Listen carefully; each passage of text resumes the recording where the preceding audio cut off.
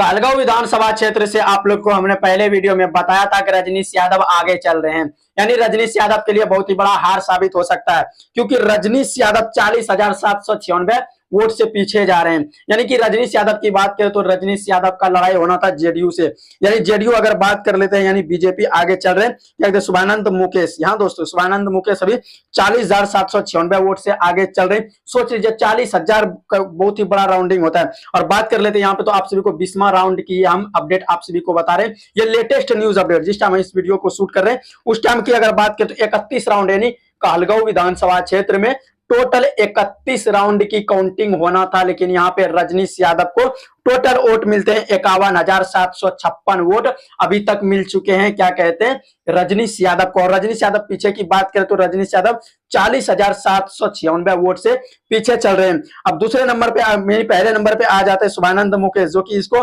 92,552 vote मिलते हैं एक 20वें राउंड में, यानी 11 राउंड और काउंटिंग होना बाकी है। यानी कि ये राष्ट्रीय जनता दल यानी कि जनता दल के ये मतलब क्या कहते हैं प्रत्याशी थे शुभानंद मुकेश। और बात कर लेते हैं 40,000 वोटों से आगे चल रहे हैं। और तीसरे नंबर पे आ जाते हैं हमारे यहाँ क्या कहते हैं आलम यानी कि मंजर आलम। मंजर आलम की बात करें तो मंजर आलम 90,688 वोट से पीछे चल रहे हैं। अब पीछे ये वेबसाइट पे जैसे हम अपडेट कर रहे हैं आप सभी को ये लेटेस्ट न्यूज, क्योंकि 90,000 वोट मायने रखता है। 90,000 वोट किसी को हार किसी को जीत का सामना करा देते हैं। और यहीं पे बात कर लेते हैं मंजर आलम को 1864 वोट मिलते हैं, यानी कि एक मुखिया के बराबर वोट मिले हुए हैं अभी मंजर आलम को, जो कि जनसुराज की प्रत्याशी है, यानी जनसुराज की पार्टी ज्वाइन किए थे। इस बार उसको कहलगांव विधानसभा से सीट मिला था और ये चुनाव लड़ रहे वहां से। और तो क्या कहते हैं शुभानंद मुकेश, क्या आप सभी को लगता है कि शुभानंद मुकेश चुनाव जीत जाएंगे? हमको तो लगता है 100% में 95% की क्या कहते हैं शुभानंद मुकेश वहां से चुनाव